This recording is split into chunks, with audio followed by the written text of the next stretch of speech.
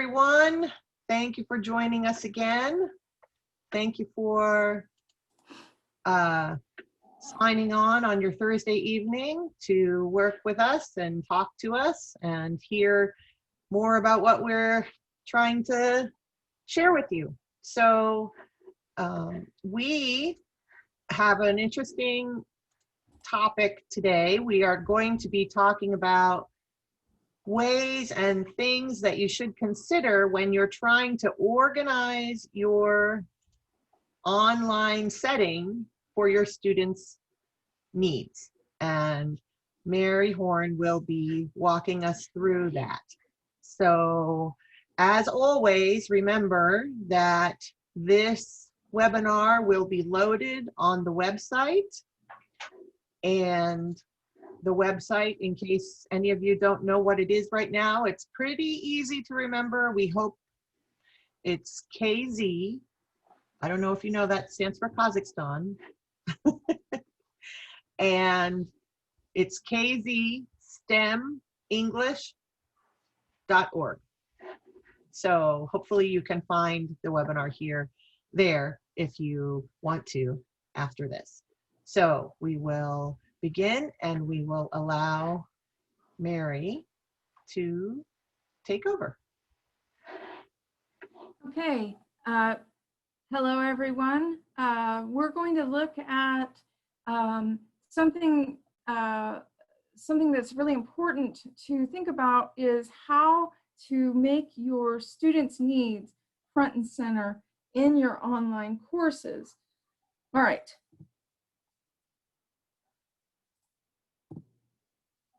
So I'm going to base this around a concept of cognitive load theory. And in this, if you can imagine, so look on the right side of your screen, if you can imagine that the amount of your cognitive load, so that's the mental capacity anybody has at any one time, that it's a finite amount. So imagine it's a circle, it's a pie chart. There's three kinds of cognitive load. There's intrinsic, and you can see at the bottom, that's the big one in blue. And that's the mental work that anybody needs to engage with new material. So that is what they do in order to work with the material. Extraneous is the extra mental work that they need, and that's the one in blue. So this is what they do to understand your assignments and your instructions and where to go and how to find it and who they're supposed to work with and when is it due. And the last one is the generative.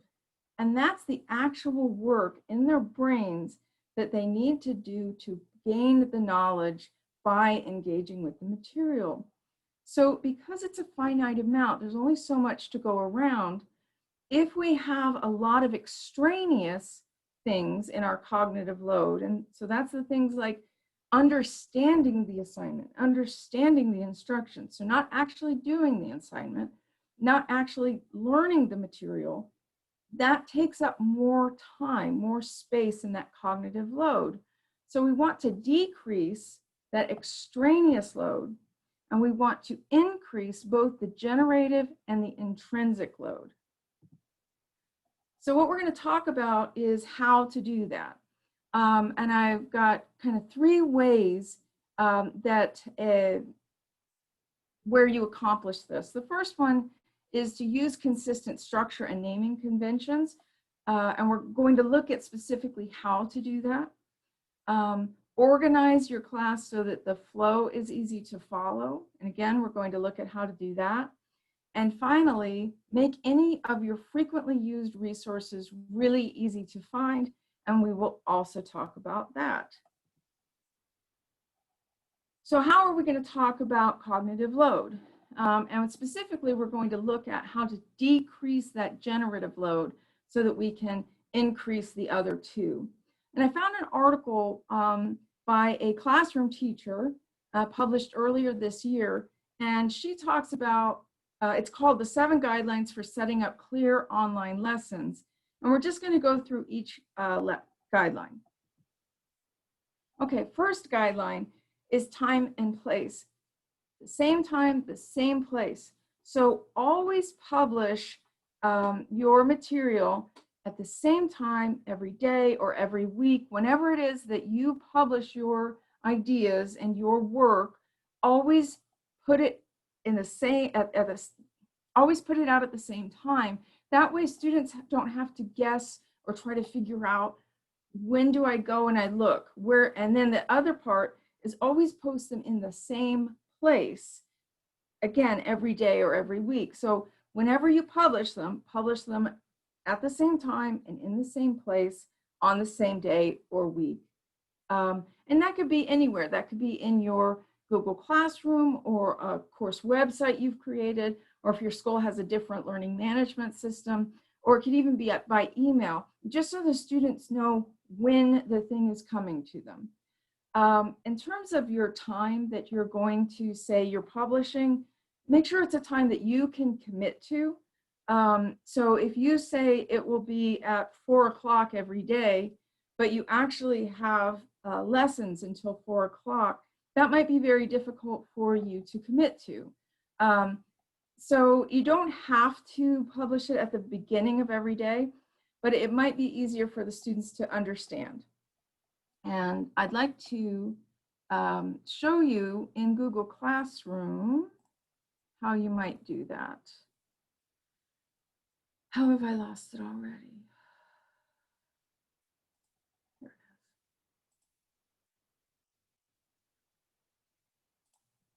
All right, so if you remember, back in, I think it was June, we looked at creating a Google Classroom.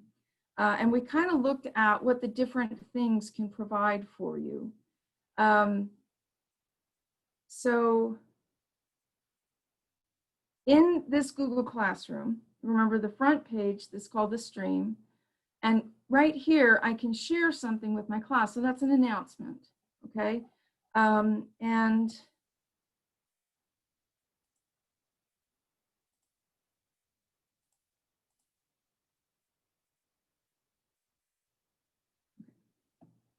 one thing I really like about Google Classroom is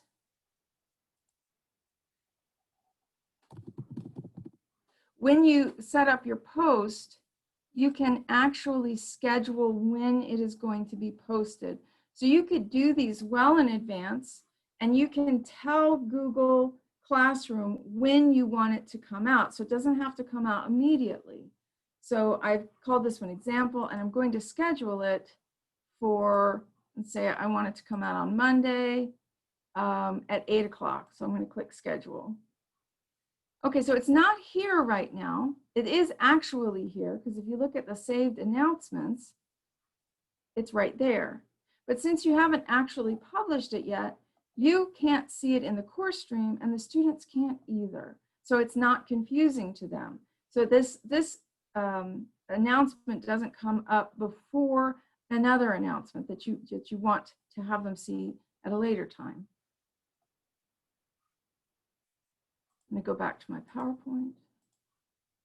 Okay, same time, same place. Guideline 2. Reminders.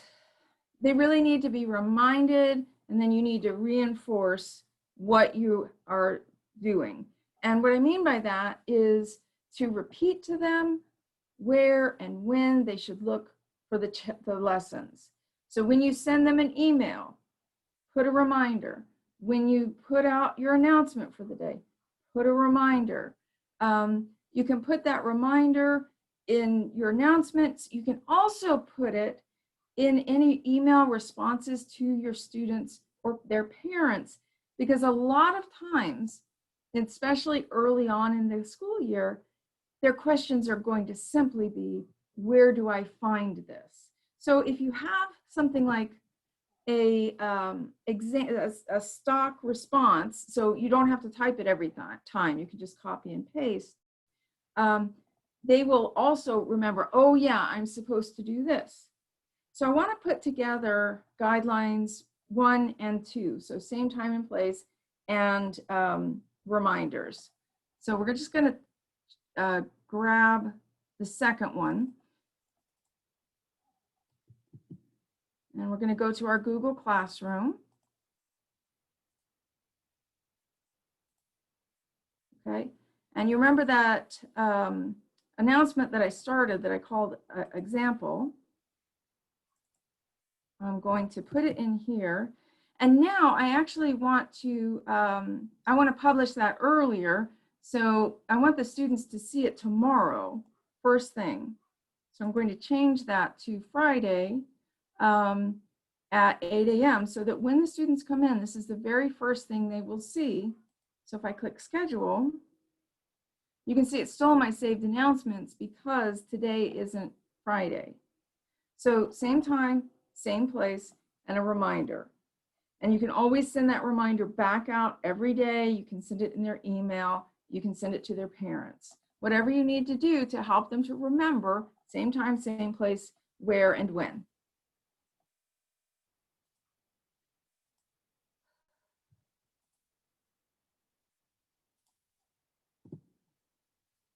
Okay, my guideline 3 is very clear organization so that the students don't have to guess at how they're supposed to go about things. And as a teacher, so it's very clear to me how I want them to do something. So for example, if we're going to look at narrative writing, I want to look at character before I look at plot, right? But that might not be clear to the students. So my suggestion here is to organize by the date. So title your posts with the day of the week, the month, and the date. And you can do this a couple of ways. I'm going to show you in Google Classroom how I would do it. But organizing the material by the date instead of by the theme or the topic, that really helps the students to find it later. So if a student is absent on a day, they could go back and look at that day and find the material that they missed. Students can also go back to whatever that material was because it's been presented in a sequence. I'm going to show you that after we look at guideline 4 because they'll go together. Guideline 4 is to use signposts. And what I mean by that is when you create like your daily agenda or your announcements, list your items in order, like your lessons that you want them to complete. You can use numbers as the signposts. So 1, 2, 3. You can also use like the time if you have specific times they're supposed to do things, you know, so 8:30 to 9, 9:30 to 10:30. I also highly recommend an interactive checklist if that's possible for you, so the students know, oh, I completed that thing. I don't have to do that anymore. And lastly, in this agenda, in these items, make your language very brief so they don't have to read through instructions to understand what this agenda is, because they can go to that agenda item, they can go to that announcement, they can go to that assignment, they can go to that website and understand what they need to do there. And this is just an idea. This comes from that classroom teacher, and she suggested when she realizes she has more than 5 things on her list, she's probably at her students' limits. Now, she also taught middle school, and I'm not sure what her subject was, but I imagine she has multiple classes each day. So if you're thinking about like these 5 things on your list, but you teach 5th grade and you have all of the classes in one room, you might need to have more things in your announcements. Okay, so putting together guidelines 3 and 4 with examples. One way you might do this is, you see I have the day, Wednesday, and then the 30th of September. 1, attendance. 2, reading. 3, science. 4, group project.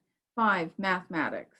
Another way I could set it up is by the time that I want the students to do things.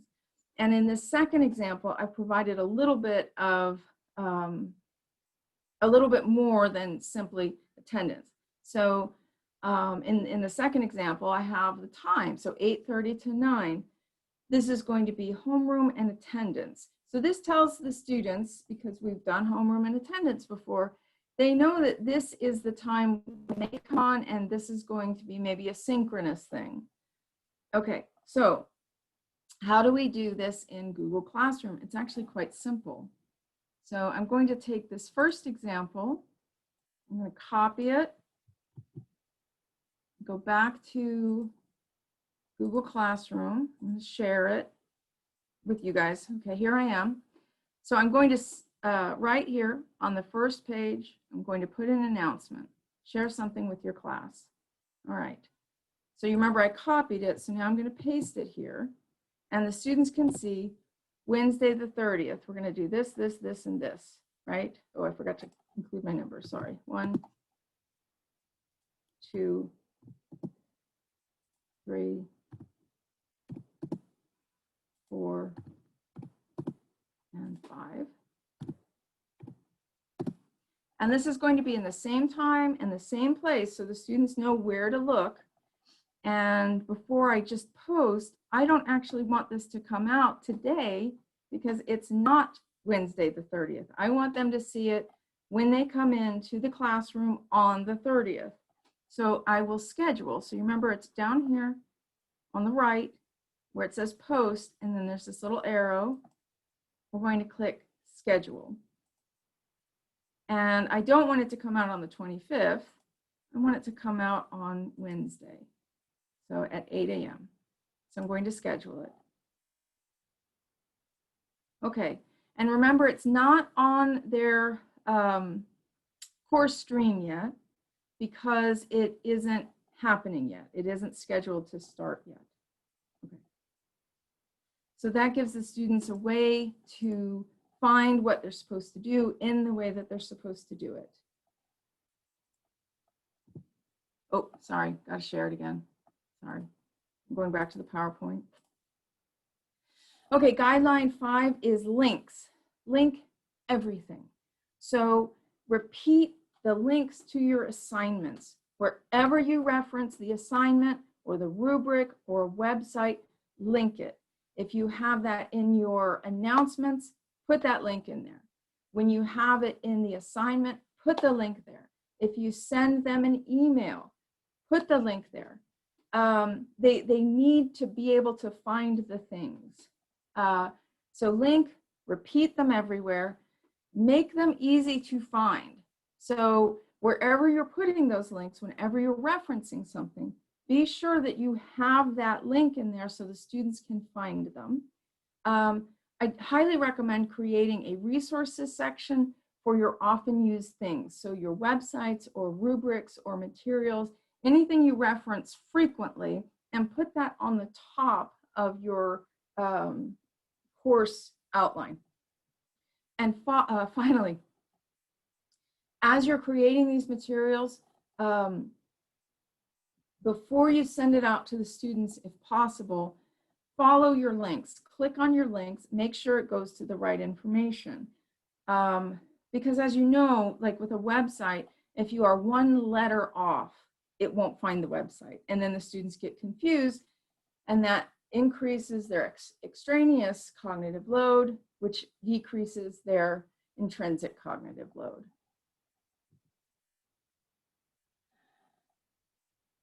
My 6th guideline is to provide a summary of any earlier posts or lessons, and this is to activate their prior learning. And we know that's just best practices in education. So if we include a review of earlier posts for their reference, that's going to help them to remember, oh, that's what we did before.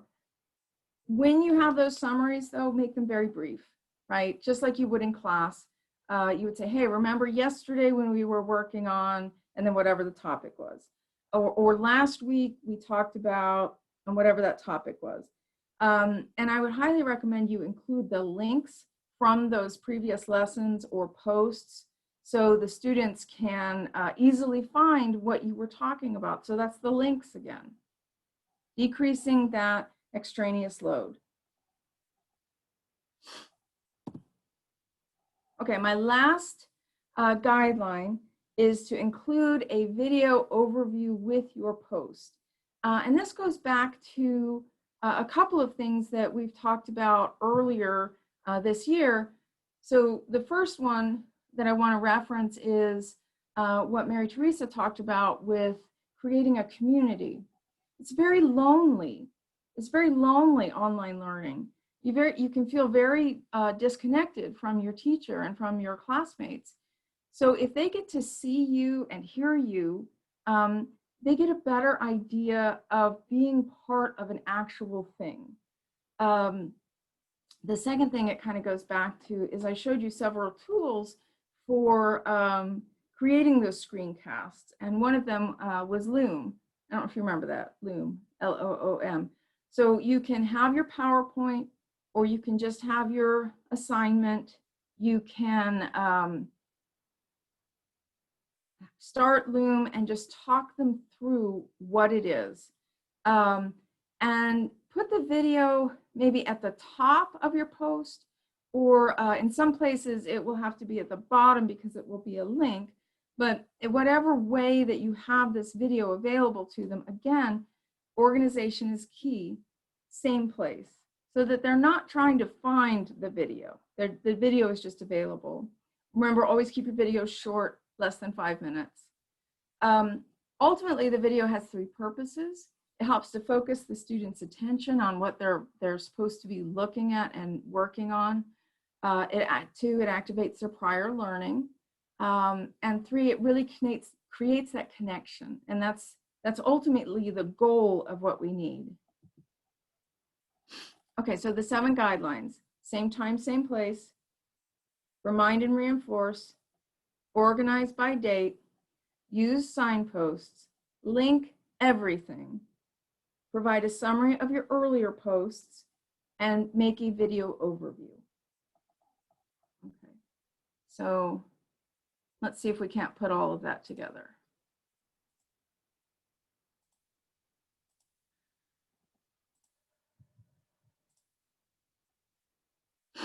Okay, so this is another example class that I put together for our purposes here. And I want to put all of my guidelines together.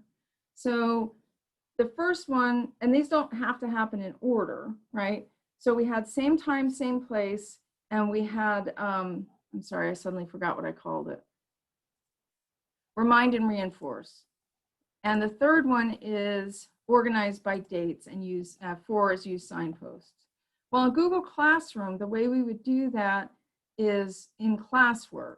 So we go to classwork and we can create topics. And the topic here means any way you want to organize your material. I want to organize it by week, right?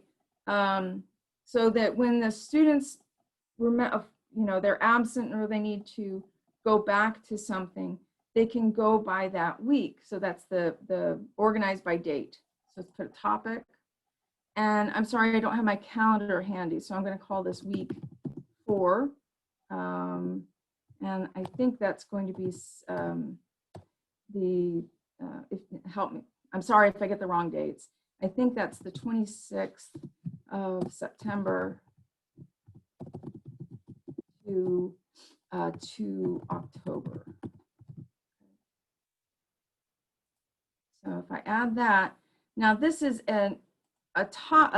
this is called a topic because I can move my assignments into this for the students to see. I'm going to create a second topic. We're going to call it week 5. And I would put the dates, but I'm not sure what they are. Sorry.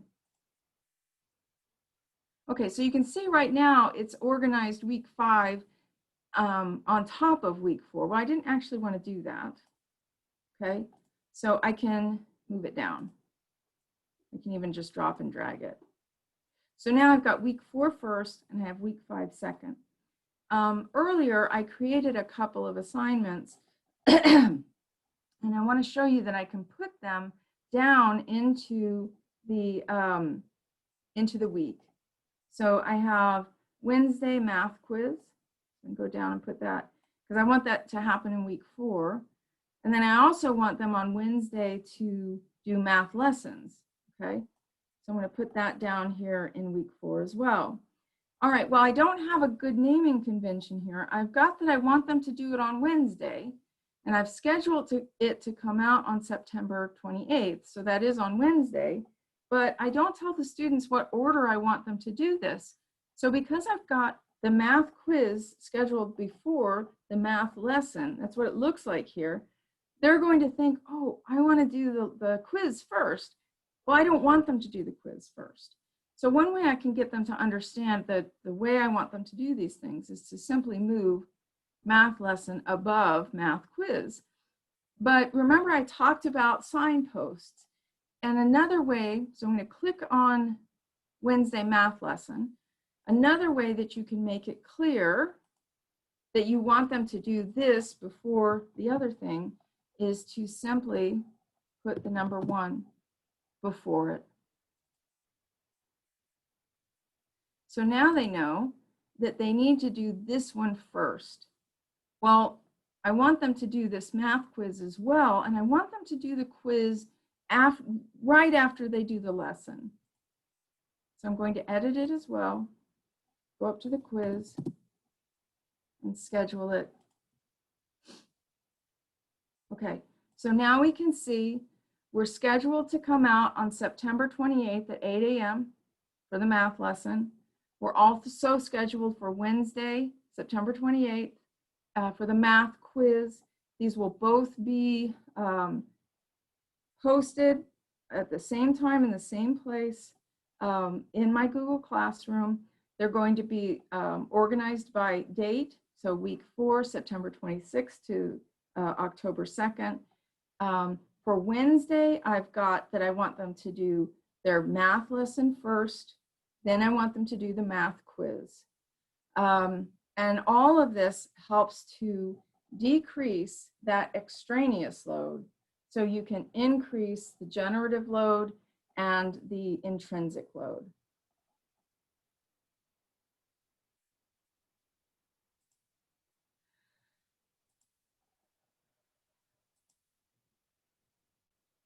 No, I'm sorry, I did that wrong. I want to edit this so that it's coming out right now. No, darn it. I need to change. Sorry, I don't know how to change that right now. Okay. Okay, I'm going to create an assignment that we are going to work on right now. So it's not going to be published same time, same place, because it's just going to be a draft. And I want you to see where it shows up in the course stream. So we're going to create a material. So this is going to be like a post. And this is going to be for, what day is it? Thursday. Okay. And it is the 24th of September. Okay. And what do we want the students to do today? Well, we want them to do homeroom. We want them to do, let's see, what do we want them to do next? We want them to have an English lesson. We want them to have their math lessons. We want them to have their science lessons. Okay, so they have 4 things that they need to do today. Oh, and in addition, actually between math and science, they're going to have a class meeting.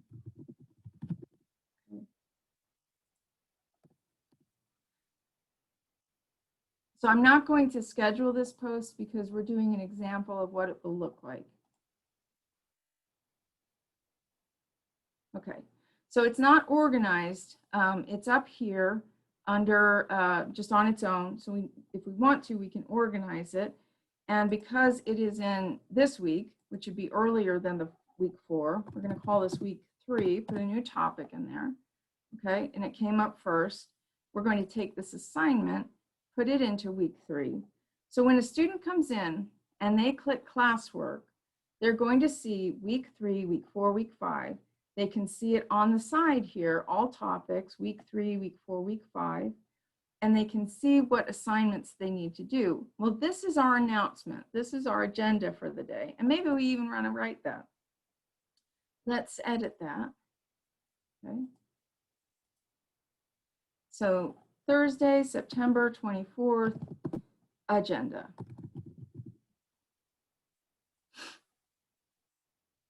And let's go back to our classwork. So the students can see, okay, this is our agenda for this day. We're going to do this, then this, then this, then this, then this. All right. If we go back to the course stream, because I published this already, I didn't schedule it to publish, they can see, I need to click here. This is the first thing I need to click. Okay, well, this is great. I've told them what to do, but I didn't link anything. So they have to guess where to find this stuff. All right, well, so what I need to do is create those links. So we'll go back to our classwork. All right. We need to create. So remember, for Thursday, we're going to have homeroom, English, math, meeting, science. Okay. So first thing I'm doing is creating, what is it going to be? I'm sorry, I forgot what it's called. No, that's not what I want to do.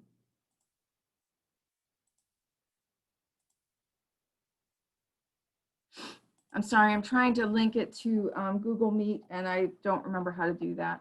So let's look at English first. So we're going to create something for them to do in English. Create, we're going to create an assignment, English class, when is that going to be? Today.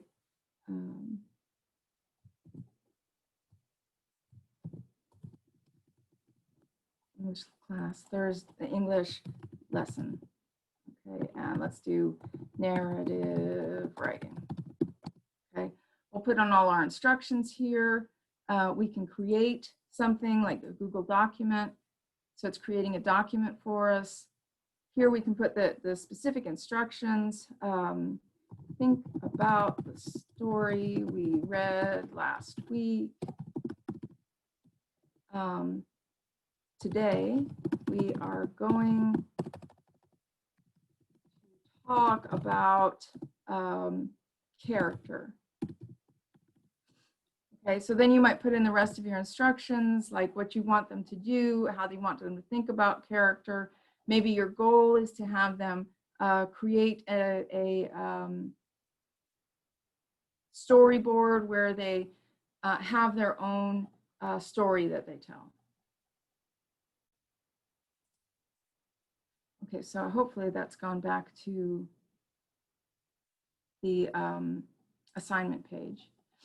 All right, so assign. Now I think in my agenda,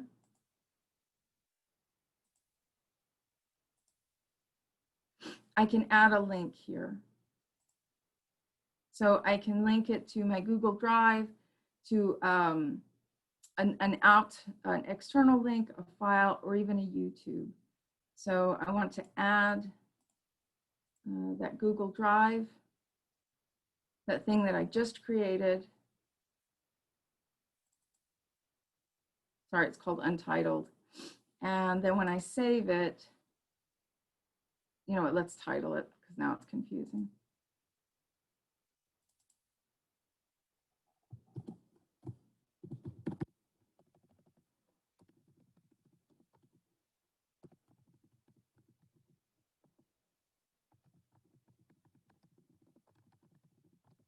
It'd probably be good if we put the date on there. So today is the 24th.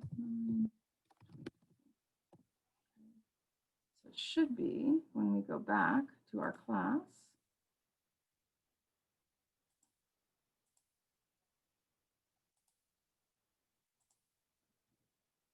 Did not change it automatically. Okay.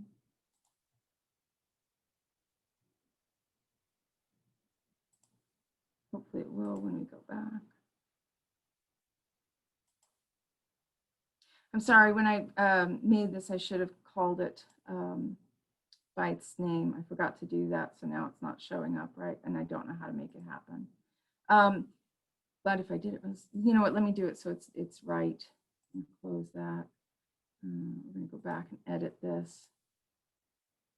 Okay. I'm going to delete that. We're going to add Google Drive. Okay, so there it is. Okay, so now you see I've got that assignment. It's listed in our agenda. One thing that we could do now to make it even more clear what we want them to do is simply go in and we could give it a number. So I want them to do this second. This is the second thing that they do. All right.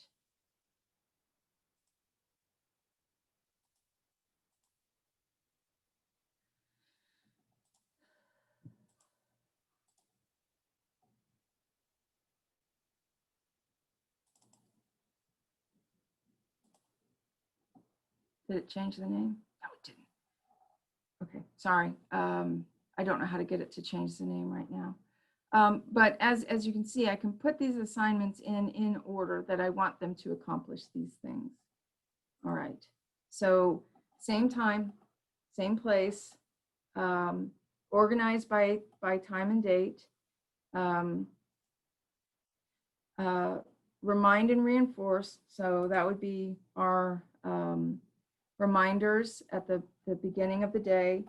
Anytime we need to send out a reminder to the students. Let's see. Using signposts, so that's where we use our in the classwork, we use our, sorry, go back. We use our topics, week 3, week 4, week 5. We give them dates. We tell them when we want them to accomplish things. So do this first, then this, then next, then next, so that they remember how to do it and in what order. We also include things like an agenda, so they know, okay, we're going to do this, then this, then this. We include our links so that we know where, so that the students know where to find things. We also, something I didn't show you is whenever possible, we provide a summary of our earlier posts. So that could be in your instructions, that could be in your announcements, that could be in the, it can be anywhere. And again, link everything when you can, link it back. And the last thing, which I really can't show you, but we looked at how to do this, is after you've got your whole lesson together and you know everything you want them to do, give them an overview of what you want them to do. This would be just like if you were standing in front of the class and you were talking through the assignments. And the thing that's really nice too about that video overview is, you know, you have some students where it doesn't matter how clear you thought you were when you were talking to the whole class, they need you to go over to them and explain the instructions just to them. In this video overview, they can watch those instructions as many times as they want. Okay. So that's everything that I had to share with you today. I've provided you some references at the end of my presentation. These are the things that I looked at in creating this presentation. And the second one by Skopek, that's the 7 guidelines. And it was a really great resource when I was putting this together. Thank you so much, Mary. Could you put up the page that has the references? Yeah, sure. We were in the last screen that you shared was the Google Classroom. Oh, sorry. But if Okay. we could just see the end of, there you go. Thank you. That would be great. But also, everyone, bear in mind that this will be available on the website. And we can, if you have questions, please add those questions to the chat. I see that someone has their hand raised. If you could ask your question in the chat, that would be great, and we will address that question.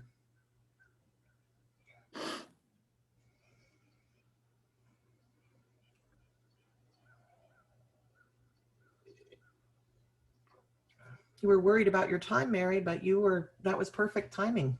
It was just about 40 minutes. That was perfect. Great.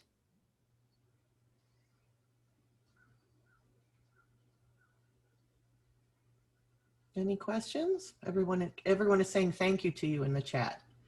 There's like, thank you, Mary. Thank you. Thank you, Mary. Thank you. Thank you. Thank Aw, you. Which Mary?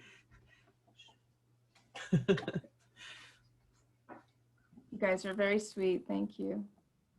I'm just really glad that what we've provided for you this year has been really helpful to you.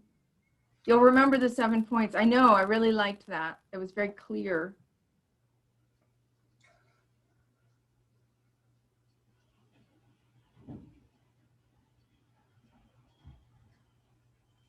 So are there any questions or comments that anyone would like to add? Any ideas that you have used that incorporate the seven Guidelines. points, the 7 guidelines? Guidelines, yes. Yeah. And I forgot that you weren't looking at this page when I was looking at it. I included just very brief, what are those guidelines? Same time, same place, remind and reinforce, organize by date, use your signposts, provide summaries of earlier posts, and give a video overview. Thank you.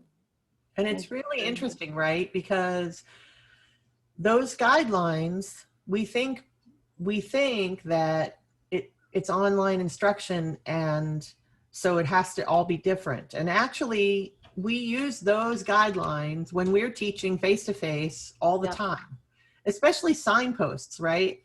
I mean, when I've observed teachers, the teachers know in their classroom where to refer their students to. Now remember, look over there to the active verbs, or over there, look to the, look to the passive verbs, or they know everything they have in their classroom, right? So the signposts really help to refer them to what's needed. Yep. Right. And that goes with the links too. Exactly. So using your signposts are great, but then if they can't find it, it's very confusing to them. And we really don't want to make it confusing. The part we want them to really focus on is the material, not where to find the material. Right, right, right. And it's hard because we want to have everything there for them, but we also have to recognize the cognitive load. And I really appreciate that you gave us the theoretical background and the theoretical grounding in the research to be better. It's best practice research and practice. So yes. Yeah. Utilize those videos, guys. I know it's kind of weird, but the students really, really appreciate them. They really like being able to go back and review what you were saying. And it will keep you from having to repeat instructions in emails.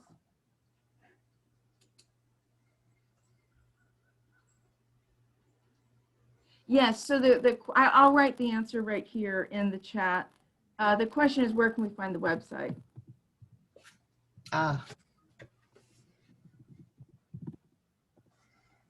So it's kzstemenglish.org. And we hope to have this particular webinar posted later today, but it might be tomorrow. Today's Thursday. Thursday. Yeah, it's probably going to be tomorrow. Yeah, Susan makes a good point. Just, you can never assume that students know how and what to do.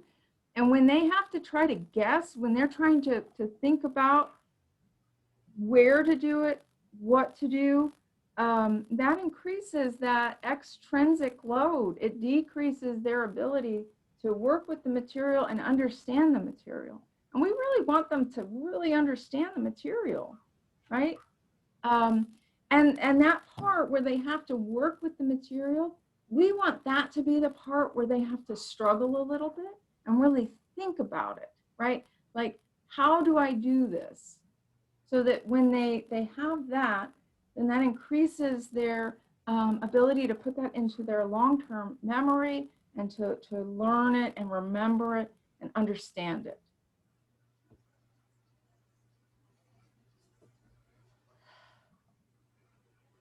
Okay, I think that we do not have any questions. So I think we will end for today. Thank you again, Mary and Susan. And thank you all of the teachers from Kazakhstan who have joined us and been very regular attenders to our webinars. We very much appreciate it. Yes. And we will see you at the same time next week. Same time, same place. Same time. Remind and reinforce. Organized by date. Use signposts. Link everything. Provide a summary and a video overview. Thank you all so much for attending today. Thank you very much. Bye-bye. Bye.